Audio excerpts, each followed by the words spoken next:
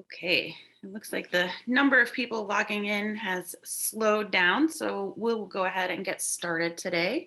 My name is Heather Despres. I am the director of the PFC program at Americans for Safe Access, and today we're going to be talking about product safety recalls as it involves vapes and the current recall happening in Pennsylvania. As you guys all know, thank you for being members of Americans for Safe Access. We are one of the nation's largest patient advocacy programs for medical cannabis patients. We have over 150,000 members and chapters all across the US. And at the end of the presentation, I'll show you a little bit of contact information for people that you can reach out to if you are interested in learning more about Americans for Safe Access and the services that we offer to people in terms of education, policy, and advocacy. The PFC program is our training, certification, educational industry side of program that is aimed at businesses. We offer certification and training throughout the entire United States, and we are also certified training providers in Illinois and Washington, D.C., and can provide GAP, GMP certifications in Michigan and New York. So if you are interested in learning more about the PFC program and how we can help your business with your certification or training needs, feel free to go check out safeaccessnow.org or patientfocuscertification.org or reach out directly to us.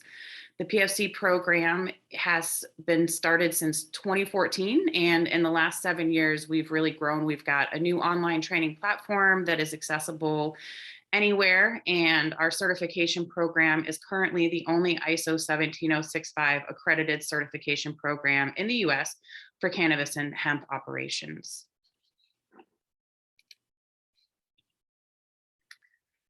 So today, one of the issues that got started, I went a little too far, there we go. So as we see, vaping recall headlines are, they've been happening, especially since the vaping crisis of 2019 that kind of got a little overshadowed by the COVID pandemic starting. But at the end of 2019, a lot of mysterious illnesses were starting to appear with people, and they were ending up in the hospital, and we didn't really know why. And a little bit further research into that kind of led us to some additional information about dangers regarding vaping products. One of the biggest issues being that there are ingredients that are added into concentrates that are not safe to be inhaled. And that's the biggest issue here, is we don't really know what the effects of inhalation of some of these compounds is going to be. And we have information on certain ones, but we need to really expand that into a broader scope of what is actually safe for consumption, and is it safe for everyone or only safe for certain populations, for example, those who are not immunocompromised or have any other health issues. We've seen these recall headlines all over the place, Michigan, Pennsylvania, Oregon. Many states have had to conduct recalls either because of contaminated vape products that have heavy metals in them from heavy metals leaching into it, or currently now the bigger issue of adding products back in that may not be suitable for inhalation. So as I had mentioned earlier, the vaping crisis, it's affected over 2,800 people and led to at least 68 deaths. And as the CDC and the FDA were working to figure out what was happening and where these were coming from, they identified vitamin E acetate and squalene or squalene as diluents that have been added into the concentrates to make it less viscous. So cannabis concentrates are very thick, and when you extract them, it's not so easy to put them into a vape cartridge. You need to make it more pliable and able to be worked with. And that viscosity gets diluted by things like vitamin E acetate that people were using, because it's cheap, it's diluent, and when it's applied topically or eaten, it's not harmful. And so a lot of producers thought, oh, hey, let's just use this as a diluent. Now that we know better, the biggest issue for these types of products is really on the illicit market. And the vaping crisis was determined to be centrally focused around the illicit market and not necessarily the legal market, but changes really needed to happen in the legal market to continue to protect consumers. So I just talked a little bit about the extraction process. So why are terpenes even being added back into cannabinoids? Cannabis contains terpenes. These are naturally occurring. Terpenes are the scents and the smells that you get from cannabis. And cannabis has a lot of unique scents and smells, or a lot of unique combinations. We know that, citrus smells, limonene, are present in oranges and lemons. And we know that that pinene smell you're going to get walking through a deciduous forest. And so those things give cannabis very unique properties and also aid in the entourage effect, which really helps make the cannabinoids more effective in your body. And the terpenes themselves have also been shown to have medicinal properties. We know that myrcene is a big one that really helps people with sleep, and some of the other terpenes can be more uplifting and make you feel better. But if they're naturally occurring, why are we adding them back in? And the biggest reason is that when cannabis undergoes the extraction process, in addition to extracting the cannabinoids, you're also extracting the fats and the waxes and the chlorophylls and some other plant matter that you don't necessarily need. But one of the biggest things is that you lose those terpenes. Those terpenes are volatile compounds. They are going to evaporate or be diminished when they go through that extraction process. And while this image is a supercritical CO2 extraction, whether you're using alcohol or you're using hydrocarbons, the end result is the same. You've lost those terpenes. And so as a way to get them back into the products, people have started looking for outside terpenes that they can put back in. And some of these terpenes are naturally derived and some of them are synthetic. But whichever way you get them, we still don't know how that is going to affect you when it is vaporized and inhaled. And so the extraction process, there are some extraction processes where people are attempting to determine the extraction method that's going to really retain these terpenes so that they don't have to add them back in down the line. And what we're going to be looking for in the technology of the future is really how do we get that extraction where we're getting the materials we want, but not extracting the materials we don't need, which also reduces the downstream production process without having to deal with removing any of the fats and the waxes. If we can get that extraction process to retain the cannabinoids and the terpenes, that'll be a big step forward in helping to make sure that we don't really need to worry about things like adding those terpenes back in. Another reason to add the terpenes back in is because of this entourage effect, we can see that these terpenes have a lot of different effects on the body. And so in terms of developing a custom medicine for someone, we may want to find these mixers that go together that are really going to be beneficial for somebody that is experiencing some of these symptoms or looking for relief from things like spasms and inflammation, and even, sleep aids and sedative properties. This entourage effect is why we're adding these terpenes back in. And as cultivators start to really create cultivars that contain the ratios of the cannabinoids and the ratios of the terpenes presence that we need, we're going to need to figure out the extraction process to really maintain all of that and continue this, rather than have to blend them together downstream where you may not get as high a quality as you would have from just the naturally derived terpenes that are naturally occurring in the plant. And one of the things about the terpenes, just like the cannabinoids, there are a lot of them. And right now, we may be missing some by doing these extraction processes. We might be losing some that we haven't even begun to identify yet, which is very unfortunate, because while the extraction process is working to concentrate all of the cannabinoids, it's not necessarily concentrating all of the terpenes. And so we have to work on measuring them and getting an effective identity on them so that we can continue to evaluate plants and concentrates and determine what is going to be beneficial for people.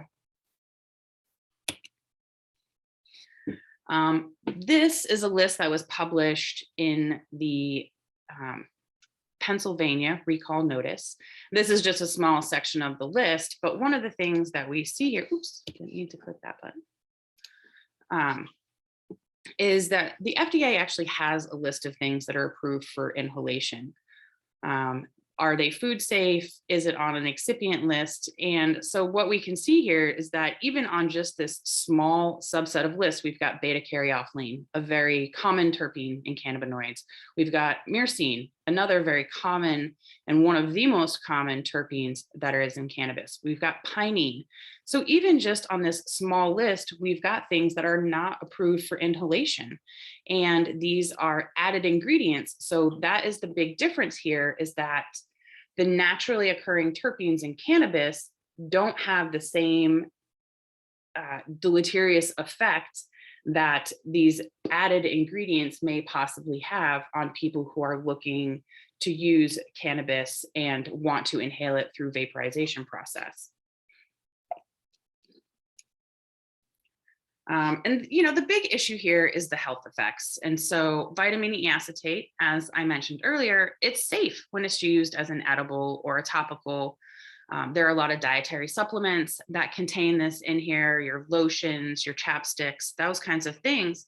However, the big issue becomes when you're inhaling it.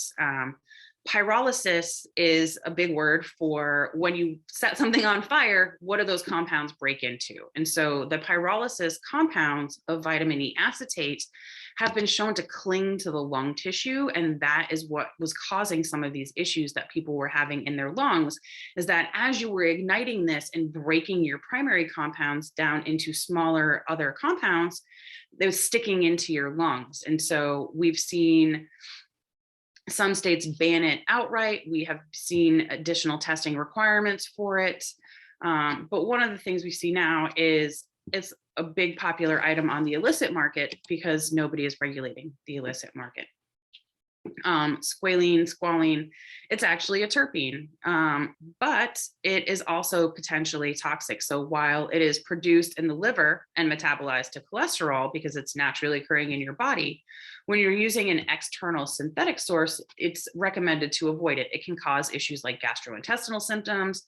And even the fact sheet on it says to avoid using for children, pregnant women, and nursing mothers. So there's clearly some issues in terms of transmission of potentially toxic compounds in your body, as well as causing other things like gastrointestinal distress.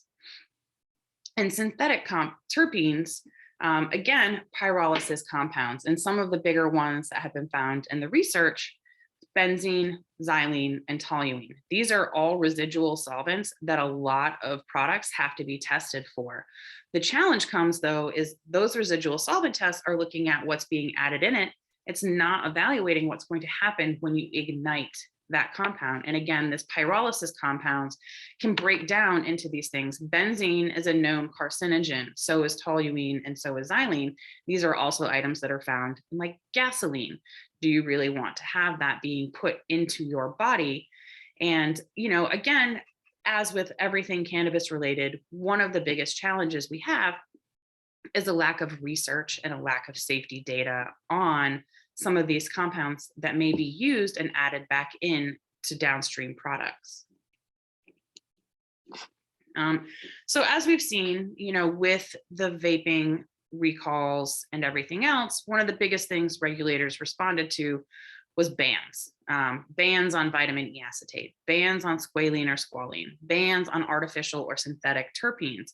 And these bans, while they may work for the legal market, obviously don't work for the illicit market. And even in the legal market, we're still seeing some potential recalls of people using this, thinking they're just going to slide under the radar. Oh, I'm not going to get caught. It's going to be fine. I can add it in here. And so we want to make sure that we're addressing issues in the legal market and the illicit market, because we want to convert the illicit market to make sure that everything is coming on board and that people are safe. The other regulator response, the big one, is recalls. Recalls affect not only the producer, it affects the dispensaries, and it affects the person who has purchased it. And so recalls, businesses, of course, you want to avoid a recall at all steps, because recalls are expensive, and recalls are possibly the result of someone having an adverse event experience with a product, and we want to avoid adverse events. And then the other response that's getting slower transaction than others is testing. So right now, we've only got a handful of states that are actually requiring testing to vitamin E acetate, and that's just vitamin E acetate. That's not squalene or squalene, and that is not for any synthetic terpenes. So we see, South Dakota has set really tight limits for inhalable and non-inhalable products, because there is definitely a difference in how products are going to come into your body and what that looks like, depending on whether you have inhaled it via ignition or through just inhaling um, the vape cartridge smoke, or through a non-inhalable product like an edible product. Michigan only requires testing for inhalable products and not any other products, likely due to the relative safety of vitamin E acetate in edible products or in topical products. In Massachusetts, you just have to screen for vitamin E acetate. And then in Maryland, products can't contain not more than 0.7% of vitamin E acetate. In terms of consumer protection, the bans, the recalls, and the testing are one of the biggest ways that regulators can really help keep people safe and keep patients safe and consumers safe. But the other thing is really making sure that you're having a legal market purchase. Legal market purchases allow businesses that are operating fully under the law to be able to provide you with a product that ideally has been safety tested. Although not every market requires safety testing, we want to make sure that you are purchasing on the legal market, because one of the benefits is increased access to certificates of analysis. The certificate of analysis is what the lab is going to provide a business that says this product meets all the specifications of the state. The certificate of analysis, we also have our patient's guide to CBD, which goes over how to read a certificate of analysis. And we'll probably be trying to host some upcoming webinars on understanding a certificate of analysis. Right now, only a handful of states actually mandate release of that information to patients and customers who are asking for it. And so one of the big things that consumers can do is, as you're going to purchase your products, ask for a certificate of analysis. Make sure that it has been tested for residual solvents and that there isn't going to be any added materials that may be potentially harmful to you. And alongside that is labeling disclosure. Right now, you should have to put everything that's gone into that product on the label, but that's not always the case. A lot of labels just require disclosure of the primary cannabinoids: THC, THC acid, CBD, CBD acid, and CBN. Despite there being an abundance of other standards available that allow for additional cannabinoids to be evaluated, labeling disclosure should also include any additives or things that were used in the manufacturing process. And so this is required in some states. Some states do require, for instance, labeling if it was a hydrocarbon extraction versus if it was a CO2 extraction, or if it was ethanol that was used to go there, or if you've used any pesticides during the cultivation process. But that labeling disclosure should really extend itself to any other ingredients that weren't naturally occurring in that cannabis product. And then the big thing is research. We need more research. We need more products to be able to be researched. We need more labs that are actually able to conduct this research. Right now, our hands are kind of tied with the way the DEA and the FDA are looking at things, but we need to expand those research opportunities and really get to the heart of what is going to be a problem. What are these breakdown products? When we pyrolyze something, when we set it on fire and ignite it, are we actually inhaling, and is that safe, or is that going to become a problem? Because what we want to do is really avoid having anything like that vaping crisis that had occurred to be happening again. So I know this is kind of a quick webinar. We wanted to get the information out there, and I wanted to make sure that we had enough time for some Q&A to address any questions that anyone may have. But I wanted to also give you guys some information if you're interested in learning more about ASA. Renal handles all of our chapter information. Jeffrey is able to talk to you about both personal and business membership. And our cannabis care certification is our patient and caregiver introductory educational course. So we do have information on there. And then if you are interested in learning more about the PFC program, feel free to reach out to me and check out Americans for Safe Access, safeaccessnow.org. So I'd like to hop into some questions. It looks like we've got one in the box here. Let's see, what can be done to get the terpenes that are readily available in cannabis and don't have known adverse effects off of the banned FDA list? Beta-myrcene is on the list and would be detrimental if banned in California. I think this really breaks down to whether or not this is a naturally occurring or if it's an added in compound, because we need to evaluate the safety and efficacy of added in compounds, but as it is a naturally occurring compound, we should really work to make sure that there is a distinction, especially because tobacco has its own set of things, but because cannabis is predominantly inhaled or ignited, we want to make sure that the FDA isn't inadvertently including things that is derived or naturally derived. We have a comment that a terpene is a terpene, whether it is derived from cannabis or another natural source. That's right, but we do have some synthetic things that are produced and some things that we just don't understand the chemistry behind what is going to happen as it's ignited. And so we want to make sure that the terpenes are going to be safe. And we know that the ones that are naturally occurring in the cannabis plant itself, we haven't had any issues with that. We've had no deaths, we've had nothing happen like that. So we want to make sure that people are protected and safe no matter which way they consume it.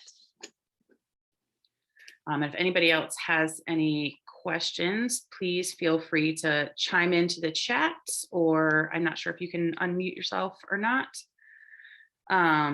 Is there any progress toward federal legalization? You know, I hope so. This would be really great if people could actually bridge some of the research gaps. I know that they have finally approved at least one other facility to be a research type facility. So it's not just going to be Ole Miss that's providing products to research labs. And so hopefully now that we've gotten at least one more on board, we can start to get more research labs out here. So, you know, research is definitely key. As with all things cannabis related, we want to make sure that people are safe. And in the meantime, we want to make sure that the regulations make sense and are going to be protecting people so that they are not harmed by anything that any adulterants that may have been added back in there. Hey, Heather, I got another question come in through a message. From a more consumer perspective, they were asking about what sort of things can you do as a consumer to be on the lookout for a contaminated product, and a sort of related question about how does that affect if you are a consumer who's just purchasing like cannabis flowers as compared to a more processed cannabis product? Sure. Well, so cannabis flowers, all of the terpenes there are going to be naturally occurring. So there really shouldn't be a concern about vaporizing raw flower. The bigger issue, like I said, comes when you're making concentrates and extract, and people want, you know, cannabis is notorious for its unique smells and flavors, and people want to put that back into a concentrated product so that you're still getting that feeling of, you know, you're consuming cannabis. And that becomes the issue, is what is that being put back into that product? And so for consumers to protect themselves, you know, one of the big things is to look at the product that you're looking at. If you have questions about it, ask the dispensary. Ask them, say, what kind of extract was this? What was added back in? And if they don't have the answer for that, you could possibly consider getting a different product, because disclosure is going to be a big thing. And for producers and manufacturers who are making these products, they're going to respond to the consumer demand. So if consumers are saying, no, I don't want anything that's going to be potentially harmful, but I want to know what's in there, their best bet is to make sure that their products aren't using anything that could be potentially considered an adulterant, and put that on their label and disclose it. You know, some of that print is in 4-point font and I need a magnifying glass to read it.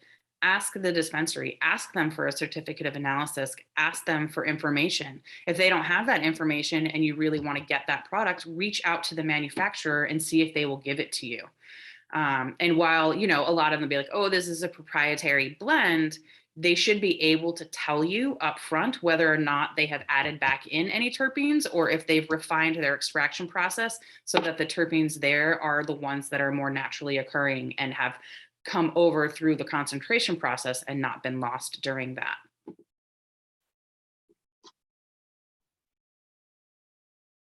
Great. I got another question along different lines talking about the different approaches from regulators, and what do you see as like the biggest step regulators could take at this point? I think the two biggest steps that regulators can take at this point is to increase their testing requirements, because we all know that there are going to be unsavory players in every industry, and cannabis is no different. So increase testing to make sure, even if it's a screen for vitamin E acetate, that's going to detect whether or not it is there at some sort of minimum level to help keep you safe, and label disclosure. So if there's not an outright ban on adding in artificial products or products that may be considered adulterants, then testing and labeling are the two biggest things, so that a consumer can make their educated choice and a decision for themselves about, is that product going to work for me or not?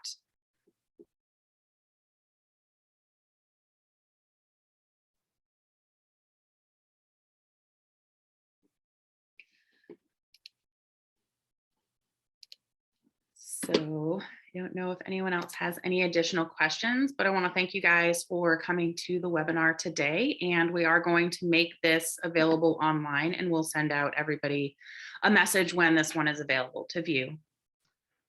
Heather, I do have one more thing for you. Oh, perfect. I was hoping you could talk about how PFC could help a business that doesn't want to make these kinds of mistakes.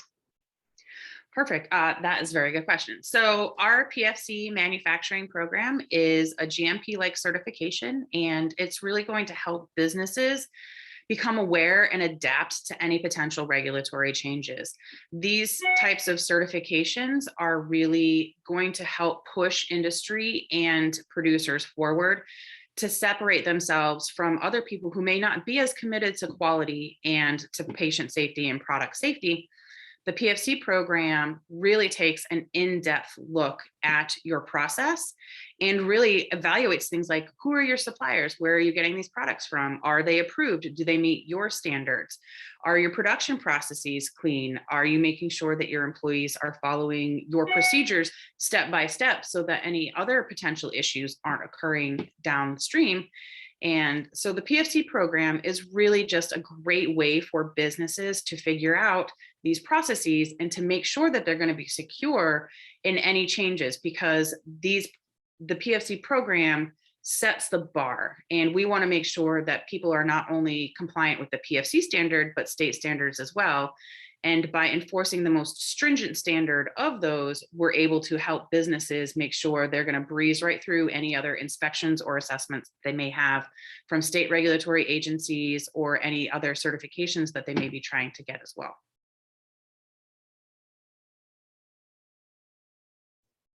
Thank you very much. I think that is all we've got. Perfect. Well, thank you guys so much for attending and being here today. And we will definitely let you guys know when this video is going to be available for viewing.